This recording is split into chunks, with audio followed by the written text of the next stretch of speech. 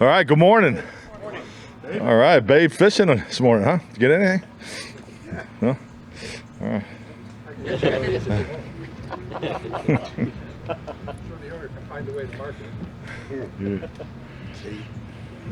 Hey, Mike, David Moore, He works for the Morning team. News.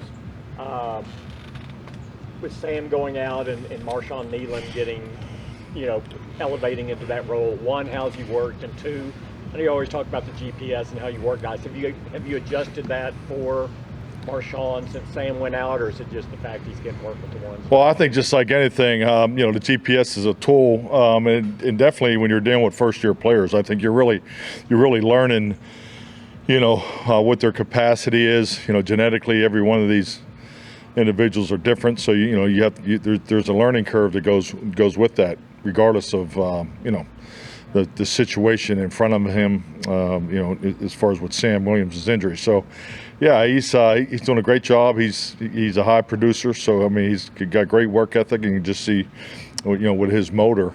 So he's going to definitely put out good numbers. But so you just you watch that, and that's how you build the reps every day, and we look at everything. So that's kind of our nightly meetings, and going through and make sure each guy, and we have targets that are set, with Britt and Harold Nash, Britt Brown. So. We sit down and make a calculated decision on every player. If you like what you've seen from him, he's handled the... Oh, yeah, absolutely. No, he's having a good camp. And it's, today's the last install game today. So, this is, yesterday was not our best practice. We had way too many pre-snap penalties, and, defensive substitutions were not good enough. So there's, we need to have a good day today, and then we can settle down and get these guys ready to play in a game, and that'll come when we shift gears for the practice against the Rams on Thursday, and then prepare to play them on Sunday. So, so the guys are all doing a good job, but these install practices just bring different challenges, and that's part of it. And but I'm very pleased with the GPS, and the workload capacity of the team is very high right now, and we will be a well-conditioned football team when we leave here. Clarence Hill, Forward Star Telegram. Aside from the pre-snap penalties on defense, seemed like Michael was pretty productive yesterday. He said he's in a rhythm now and kind of. Yeah, I guess he had a hell of a film review. I missed it. I was on the offensive side of the ball, but he's had some big time flash plays.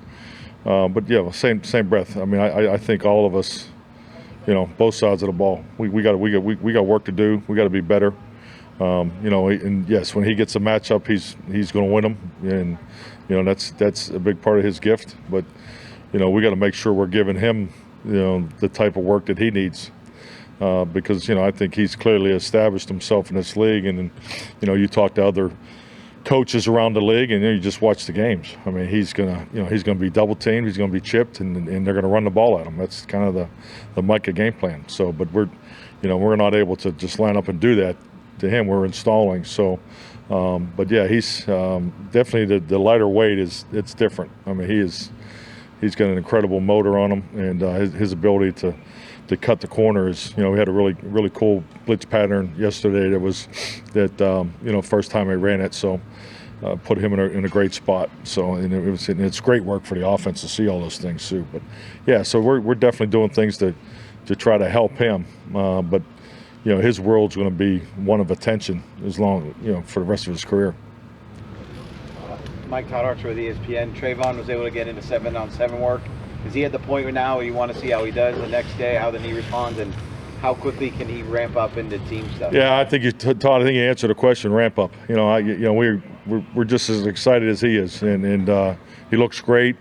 He's so damn competitive. I think Trayvon is clearly one of the most competitive players, practice players, game day players that I've been around. When he crosses the white lines and it's time to compete, he's all in. That's when he's at his best. But we got to go through the process. We got to trust the timeline. Britt's been with him since day one through this return to play process. So we'll just stay the course. But yes, I agree. I thought he did a little more work yesterday than we probably. Laid out, and that just kind of shows where he is. But he's doing good. John Machota with The Athletic, seeing some footage of some fights between the Giants and Lions when they're practicing against each other. Does that concern you at all with you guys going into that practice with the Rams? No, it doesn't. I think like anything in our industry, I mean, it's all calculated on why you do things. You know, I like the way Sean runs his program. You know, we talked, you know, early in the spring about working together. You know, we had the first experience. I thought it went well.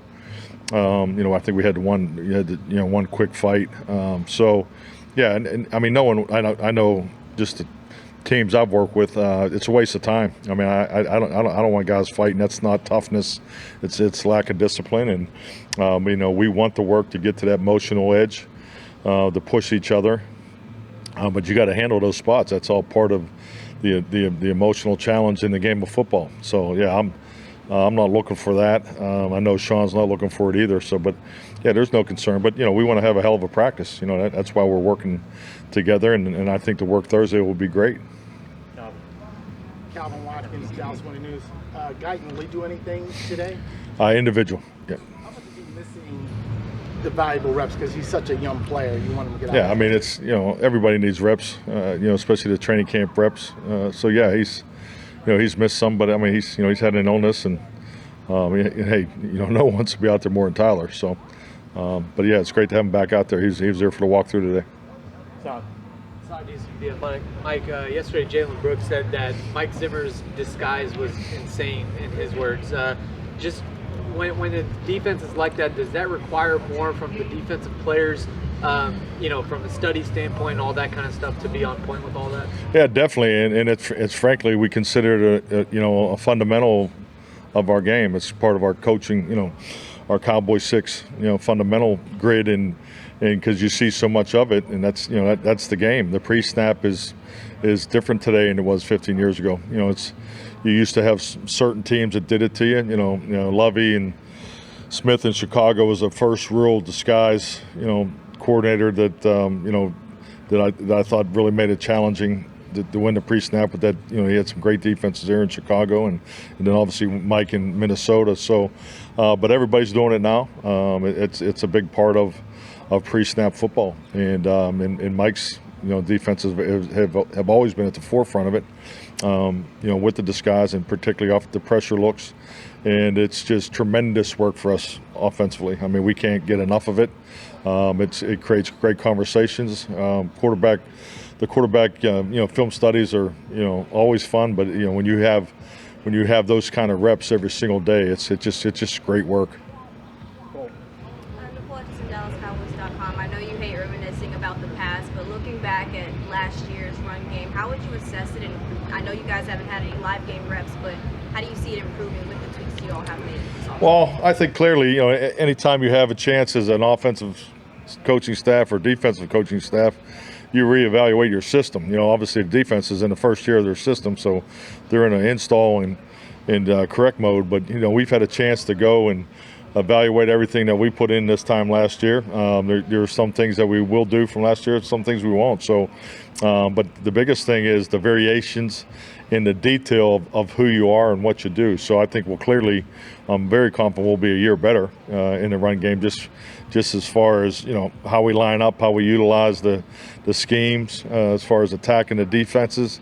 We're seeing a lot of different defenses in the first, you know, 5 weeks of the season that we haven't seen much. That's why we're really working with Mike to get back to a more under and over defense where, you know, Dan was pretty much exclusive, you know, 5-man line. So we're getting to work, you know, on both sides. So that's been good. Frankly, it's been really great working against Mike with these 8 installs, and then we'll go against the Rams. We'll get more 5-man line looks. So we're getting the balance of, you know, prep that we need. So that's all part of it. But yeah, I think we'll clearly be better because it'll be year 2. Jeff Kolb with Fox 4. In what ways would you like to see Hunter Lipke's role grow and develop this year? I think it's if you watch practice, I think it's evident that, you know, he's been given more opportunities. I think, you know, I've talked about Hunter in here. He's trained all off season as a tight end. So I mean, he's learning, you know, more in the passing game. He has those skills. So he'll be, you know, definitely one of our core guys on special teams. Yeah. So I definitely look for Hunter to play more this year. Nick Harris, DallasCowboys.com. Do you kind of view Thursday's practice as a de facto preseason game for the starters, based on your previous philosophy of certain starters not playing in the preseason? Do you kind of view Thursday as that opportunity for them to see another defense this preseason? I think it's just really a high-quality practice, because I think at the end of the day it's not live. But it's a chance to go full speed, uncommon opponent. We've been practicing against each other since we arrived here. But yeah, I think games are always different. There's, you're on different time clocks. The structure's different. It's still a controlled practice environment that we'll compete in. So, but I'm looking forward to an excellent practice with those guys. When you guys actually do pin down as far as play time and things like that, is that later in the week for a preseason game? When we're talking to the media, yes, it's as late as possible. So. Yeah. Hey, Mike. Danny Heifetz from The Ringer. I think a lot of times when you have players in a contract year, a lot of times it brings out the best in them, right? Like pressure makes diamonds. And I'm curious, have you seen the same thing with your coaching staff this year? Where do you feel like this training camp this year, you're seeing it bring out the best in your staff?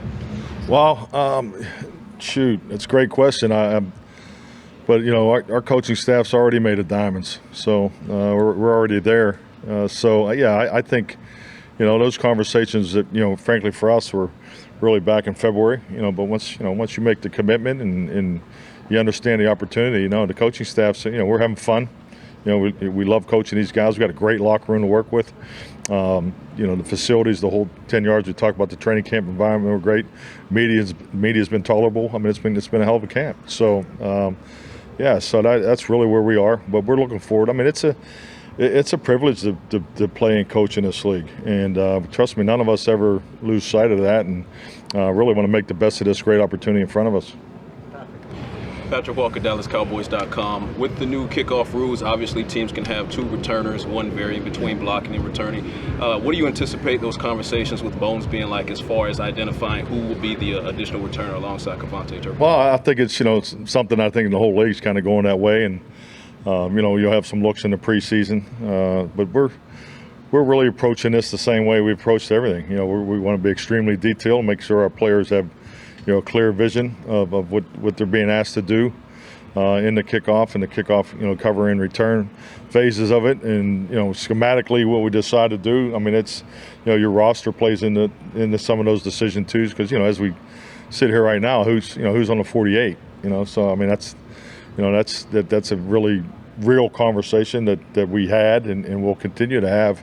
So, but at the end of the day, we just want to make sure it's detailed. We get the fundamentals repped and make sure our guys are ready to go. Hi, Coach. Michelle Montaigne, WFAA. With DeMarvion Overshown missing his rookie season, what has stood out to you most about what he's brought and displayed in camp number 2? Well, I'll say this. He clearly, he goes everywhere fast. That's one thing you really appreciate about Demo. He has a great motor. Just the way he attacked the rehab. So he's also on a timeline. We're trying to bring him back and be smart with him and both all three of those guys. So, but yeah, he's someone that we were all excited about. When the preseason started last year, and it's great to have him back out there, and I think he can have an impact for us on defense. Royce left the practice yesterday with a groin, and Deuce certainly's missed with a hamstring. Can you just update where they are and how's that impacted Deuce? Yeah, Royce. We're going to look at Royce before we go out there. So he's a maybe. Deuce. I don't think Deuce is going to make it today. Obviously he just started doing some receiver work. Is that setting him back in what he was at cross training? Well, he's missing the installs. He's missing the things that that we've been working on. The beauty of the off-season program, and Deuce was there for the whole thing. So was Royce. They were able to go through all 8 installs, but it's obviously you want to see Deuce run those things full speed, particularly some of the new wrinkles that he's been working on. So yeah, there are missed opportunities, but it's part of our game. Hey Coach, Robbie Fueling, Spectrum News 1. What was your first impressions of Malik Hooker the first time you saw him, and what has he meant to this defense the last few seasons? Well, Malik is just such an incredible athlete. Just knowing his history, because he's a Western PA guy, and kind of keep an eye on those guys back there. So, No, just his ability to play the position, his range, I guess, is probably the thing you always look at in safeties. And I know from a quarterback perspective, I'm always, looking at how far do you have to throw the deep ball? Can he get to the sideline? Can he get to the box to make the play? And there's few guys that can, and when you play against Ed Reed, or Nick Collins in Green Bay, when you play against guys that have that range, it's something that you have to be aware of when you're throwing the Audubon throws, particularly the 9 balls. So, and that was my first thing with Malik that jumped out, is he has tremendous range, great ball skills.